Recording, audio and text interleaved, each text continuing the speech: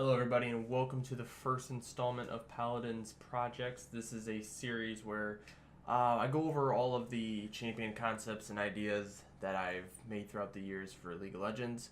I've been doing this for maybe 2 or 3 years that I've been coming up with ideas. And basically everything that this video is going to consist of, I've created my own lore, created my own abilities, kind of skill set, how the champion would play, and a little idea of what the champion would look like as well. I'm no artist. I'm no drawer. I can't draw at all or paint, so I can't actually show a visual of what the champion would look like. But I can give you sort of an idea of kind of a representation of what they would look like. So as you guys can see here, the champion that I'm going to be doing today is something that's probably not very unknown to most of the League community. It's a champion known as Yone, the Forgotten Soul. Yone he's obviously not a champion in the game right now, but he is a character in Yasuo's lore. He is Yasuo's brother, and if you guys know his story about Yone dying, him being killed by somebody with a wind technique, framing Yasuo. So Yasuo is looking for Riven, who is the only other champion in the game as of that we know right now that has a wind technique. So that's who everybody thinks it is. So Yone's been kind of thought of, theorized as a champion from a few different people on Reddit that I've looked at, and they've all had some really cool ideas. And the idea that I had for Yone, I actually didn't have Yone as the champion. I actually had a different champion in mind. But when it came down to it, I was like, okay, this is the first champion I was going to make. Like, I was trying to figure out a good type of story for him, and I said, well, Yone's not a character in the game. Why don't I just make some lore and make him a champion? So that's where I came up with the idea. Really, it came about through just the community and, the idea of what if he was a champion. So when coming up with this idea, obviously I didn't come up with Yone, the name of the character, but everything else I did. I was trying to make a character who was extremely difficult, and you'll see. I'll let you guys know this now. When you see his kit and how he plays, you're gonna say, Jesus, this champion would be nuts in the game right now. That was the idea that I really wanted to go for. Was I wanted to make the most complex, the most difficult champion, and probably the most overpowered champion in the game. But it's your first champion idea, so it's most of the time when what people go for is like, what's the craziest thing I could think of. This is actually one of the champions that I did send Riot back in 2015. It was part of my resume that I sent them when I applied for I believe it was at the first time, so it was when I applied for the writing team. Well, it is my very first champion idea that I did come up with about 2-3 years ago, and his kit really resembles that of a fighting game character. So when I was looking around as, okay, so what can I make? How can I make him very, very unique? I couldn't really take any inspiration from looking at other MOBA games and go, okay, this is a really cool idea. I had to go into a different genre of games, and so I went back into my fighting game roots, BlazBlue, Guilty Gear, Tekken, Mortal Kombat, that kind of thing. I'm like, a lot of these characters are awesome because they have these huge, awesome fluid combos that they can do. I'm like, well, there's not really a champion in League of Legends who can do that, maybe outside of Lee Sin a little bit, and that's really it. And Riven, Katarina kind of thing, but it's like no one really has that sort of identity about them. So I'm like, I definitely have to try to make this more of a combo related type of champion, and you guys will see a lot of that in his kit. Something to point out that's very, very important once you start reading the lore, he has very little memory of dying. So when coming up with this lore, I was thinking, if I make him, obviously since he's dead already, most people would say, oh, he's just coming back from the dead for revenge on whether it's Yasuo or Riven or whoever killed him. It's kind of corny. So I was like, well, what if he died, but he forgot how he died or who killed him or where he was when he died? All he remembers is everything prior to that. So he's kind of on a quest, not for vengeance, but a quest for knowledge, a quest for answers for what happened to him. something a little bit about his appearance, what he would look like. He is bandage wrapped, upper body and his head. He was buried after he was killed by Yasuo. So this gives a, he has sort of kind of an undead mummy kind of look, not like a muumuu, but just kind of an undead look to him with the bandages. He has a section open for his eyes so he can see, and the right side of his head is actually open. You can actually see portions of his hair kind of flickering out. Same color hair as Yasuo. I was thinking more along the lines of, I think it's Demon Blade Trendamere, how his hair kind of flows a little bit. That's the kind of idea I was going with. Distorted face as well. The one part of his face that you can't see on his right side is a little messed up. Obviously skin rotting and stuff like that since he was dead. What also makes him very, very unique is he is the only dual-wielding swordsman in the game. So you can say, yes, Yasuo is a swordsman, but he's very, very different than Yasuo, and you guys will see that. Like I said, he's a dual-wielding swordsman, but there is a purpose for him dual-wielding swords, not just the fact that it's like, okay, let's make him different than Yasuo. Let's give him 2 swords instead of 1. No, there is an actual purpose to him actually dual-wielding swords. And he is a very strong-willed character. You don't really see too much in the lore that I'm giving you guys now, but if you were in the game, he's complete opposite of Yasuo. Yasuo is very based on his honor. He's very cool, calm, and collected. Does have a little bit of a temper, but not too much. Yone would be the opposite. Yone, honor doesn't really exist for him. He's more concerned about going from point A to point B, regardless of how he has to get there. That's my phone. Sorry about that. Turn that off. So now we're gonna hop into the lore, and before I get into the lore, I do want to say I wrote about 5-6 pages for every champion that I've made for lore, just because that's how when an idea comes to me, it just keeps going and going and going and going. I had to shorten it for this video because if so, this video would be about 20 minutes, 30 minutes long. And I wanted to make it just a little bit short. It may be around 20 minutes long, but I would rather a 20-minute video than a 30-minute video. If you guys want to see the entire lore for this champion and for champions in the future, leave a comment, subscribe, and also give it a thumbs up. If I get maybe 500 likes, I will post just a video of Yone's complete lore, and we can go through it with, and I'll go through it with you guys. All right.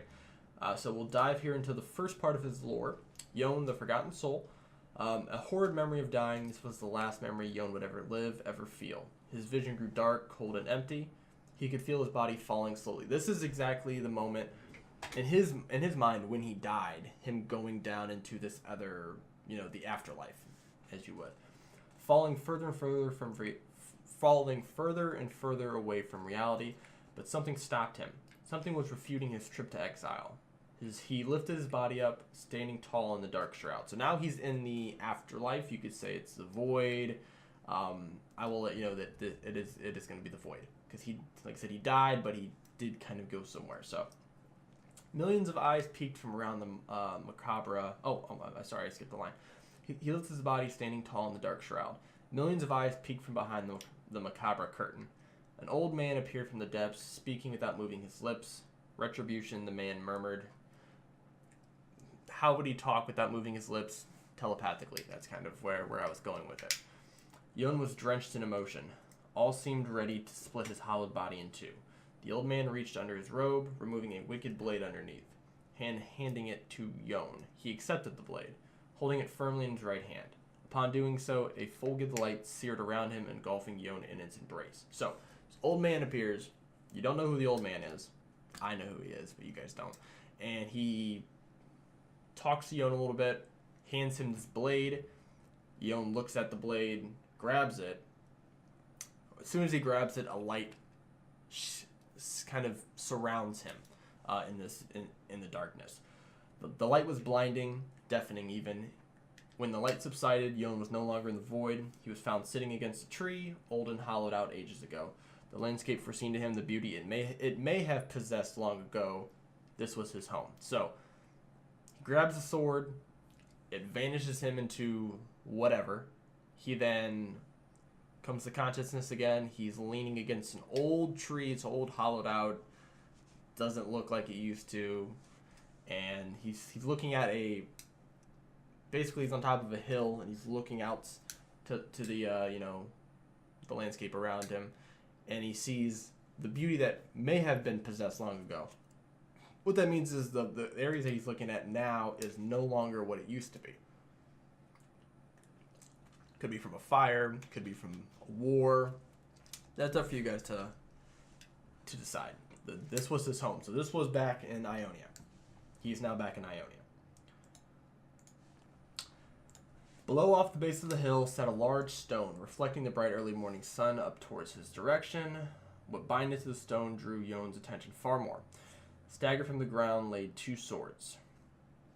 Yone ran down the hill, retrieving his precious dragon's whisper. The second blade, he could not believe it was real, the mute blade. So, he runs down the hill. His sword that he's had since he was a little kid, the dragon's whisper, it was, not since a little kid, since they were adopted, or orphans, I should say. It was given to him when he became of age by Yasuo. So this is his most prized possession, is this sword. So he grabbed his sword, and then the second sword is called the Mute Blade, which is the sword that was given to him in the void. So he thought maybe it was a dream, and then when he saw the sword in person, he realized what happened. For a brief moment, Yone thought everything was a mere dream. Reality was, he actually died. He was murdered. No. Was it sickness? So this is kind of him. I didn't put quotes because it's not him actually speaking, but it's just the thought of, okay, what happened to me? Did I die? No. Murdered? How was I murdered? No. Did I die from sickness? He doesn't know what's going on. So many questions filled Yone's mind as he turned to face the stone, peering towards the huge dugout hole sitting before him, as well revealing the scripture carved into its canvas. So there's a giant rock in front of him, and he looks down, and there's a giant hole in front of that rock. That would mean what? It's a grave. So this was this his grave? Was it somebody else's grave? Here lies a great warrior, student, brother. Was this his grave? So now he's coming to, this was his grave, so he did die. Yone felt sick, but slowly overcame that emotion. So he felt sick for a second, and his emotions were actually clogged with something else other than him being sorry for himself that he died. Being given a second chance at life, a second chance to right the wrongs of him and his brother Yasuo, it was his duty to find his brother. Maybe he could answer the questions to his past life's downfall. So, like I said, there's a lot more to this lore than what I put in here. And you guys will find that out if you guys want to read his extended lore. But, like I said, he died, and what was happening before with Yasuo is, being a vigilante. He still thinks that's going on. He doesn't know how he died. And so he still wants to help his brother. That's what he's more concerned about, not the fact that, okay, I died and I came back. How the fuck did that happen? He's more like, I need to help Yasuo. Where was that? Maybe he could hold the answers to his past life's downfall. A distorted face, fragmented memories, one shattered soul, and 2 blades. Yone's search for the truth would begin. So now he's basically setting off. He's like, okay, I'm alive. I don't know how I'm alive. I don't even know how I died. But the one person who would know would be Yasuo, considering he was buried, which means probably in his head he's like, okay, Yasuo was there, right? Right? Maybe? No. So, like I said, if you guys want to read the entire lore, let me know in the comments. Like I said, about 500 likes, and I will post a extended piece of this lore. So now we get into the fun part. Now we get into his actual abilities. So his passive is called Conflicting Intentions. Yone has has 2 separate streams of power flowing through him: his Ionian Forged Dragon's Whisper and the Void-imbued Mute Blade. Because of this, Yone is consistently switching back and forth between which weapon will be dominating the battlefield. Every 4th auto attack, Yone will change his dominant sword, completely changing his abilities. So he has 2 sets of abilities, 2 sets of 3 different abilities. What will happen is, every 4th auto attack, his abilities will actually change. So he'll go from his Dragon Whisper abilities, which will be highlighted by this green color, And then once he uses that 4th auto attack, it will change over to his Void Mute Blade abilities, which will be highlighted by this purple color. Also, using abilities will also change his dominant sword.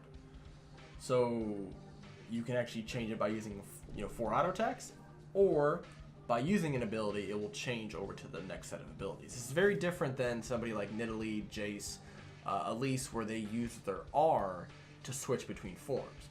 However, 2 abilities under the same dominating sword cannot be used simultaneously.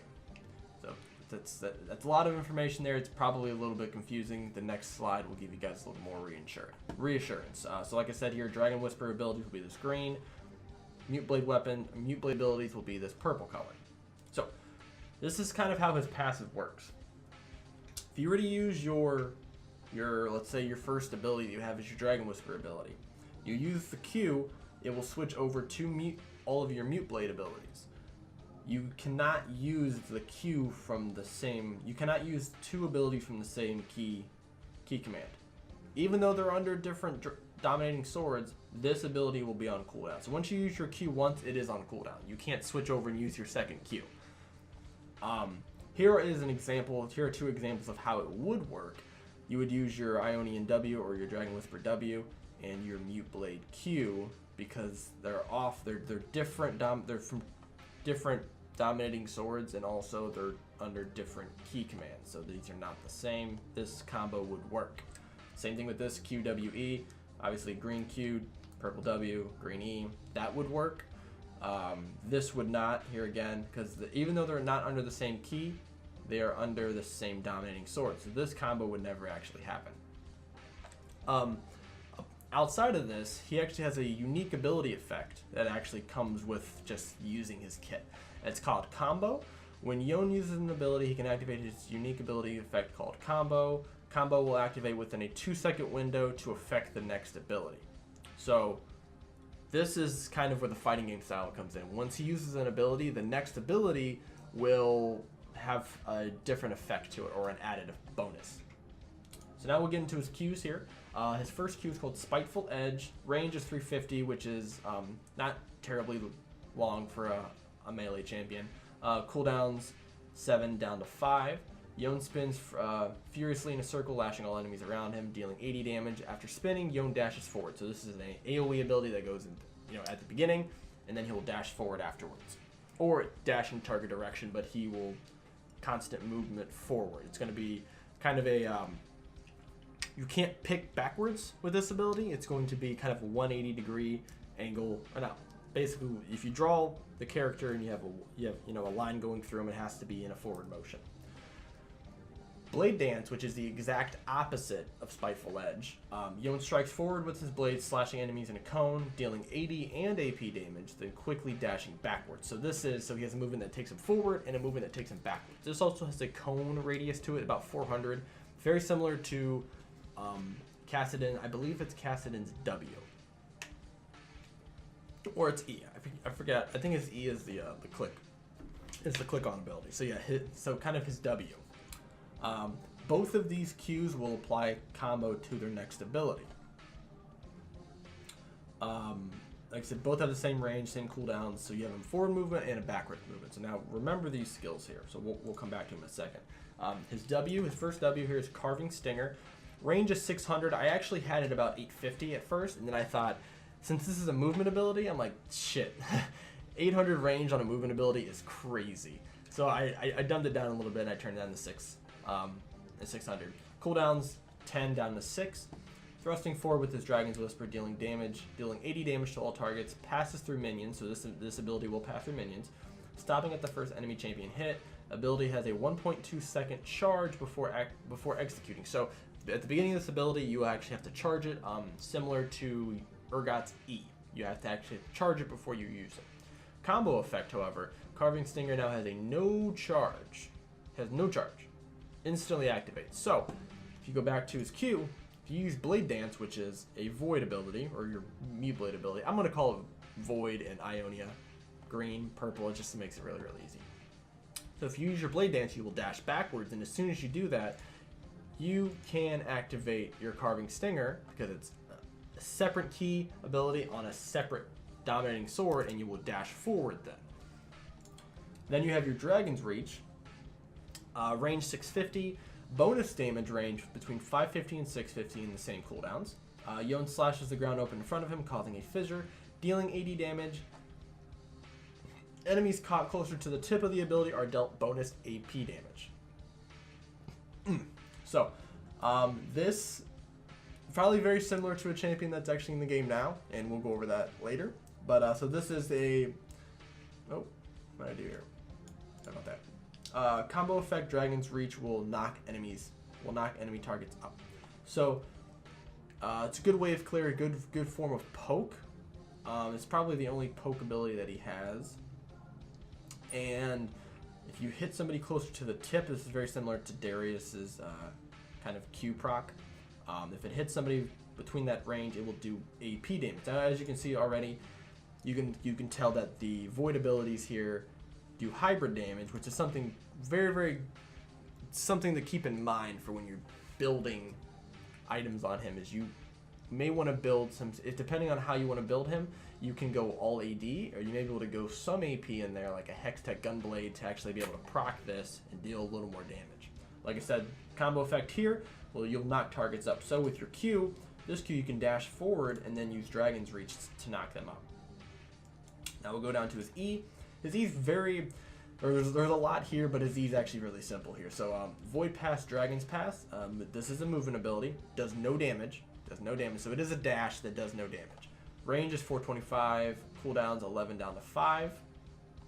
It has a passive and an active effect.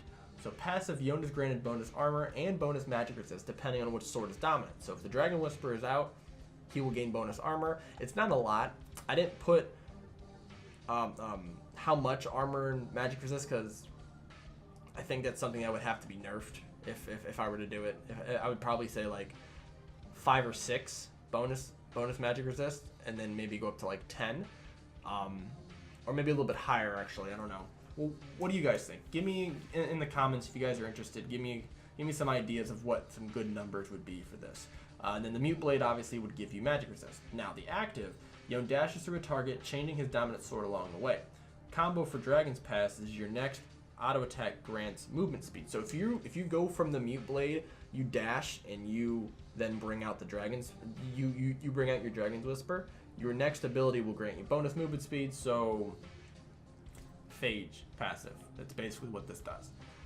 On the opposite side, if you go from the Dragon's Whisper to the Mute Blade, the Void Pass will then grant your next ability Spell Vamp for a few seconds. So old passive for the Hextech Revolver.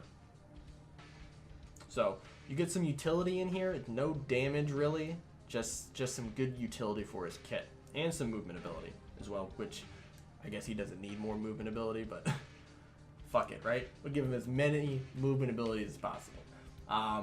Then Yone's ultimate is called Embrace Retribution. So Yone impales the target with either the Dragon's Whisper or the Mute Blade, marking that target and allowing Yone to freely use his dominant sword abilities with no restrictions for X amount of seconds. So if you were to throw your Dragon's Whisper blade in, you would then have the Mute Blade out, and now you can use all 3 of your Mute Blade abilities with no sort of restrictions, so like a normal champion would.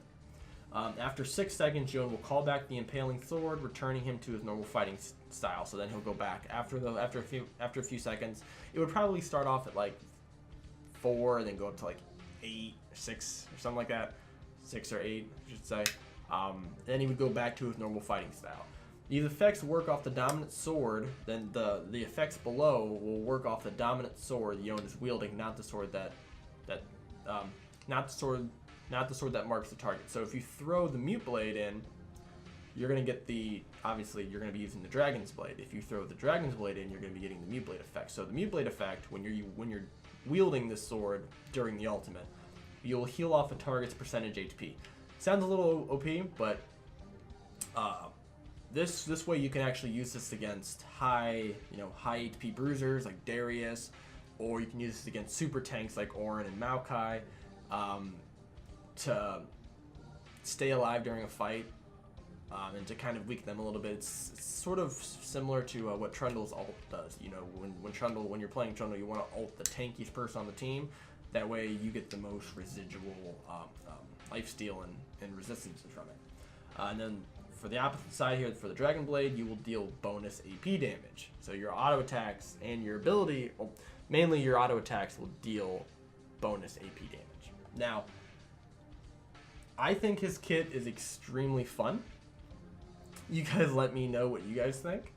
I didn't want to make his ult extremely OP because his kit, all of his kit, his kit has a ton of power built up in it. You know, between his Q and his W, he has a ton of power built up there because he doesn't have any resources. He is a champion very, very similar to Yasuo, very similar to Katarina, where he's based off of cooldowns, no mana, no energy.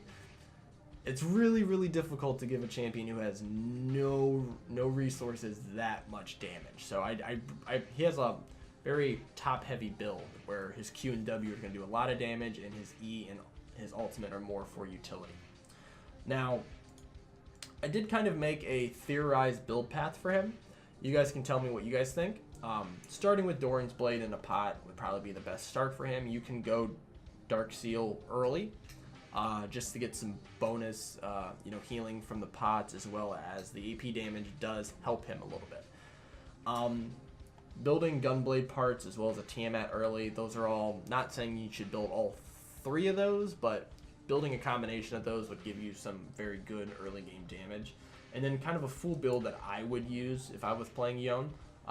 Merc Treads, Gunblade, GA, some lethality with Yomu's and Duskblade, and then a Death Dance for more healing.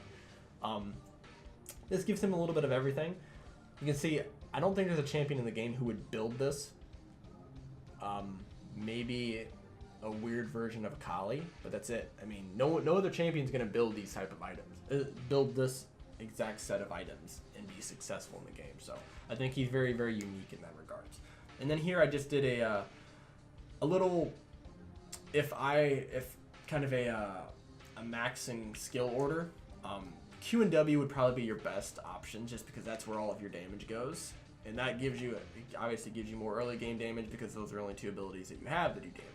You can also do some kind of more cheeky build and go with your Q and your E start just to be able to close gaps a little bit faster. I would consider this the same thing as Yasuo starting his dash instead of his Q.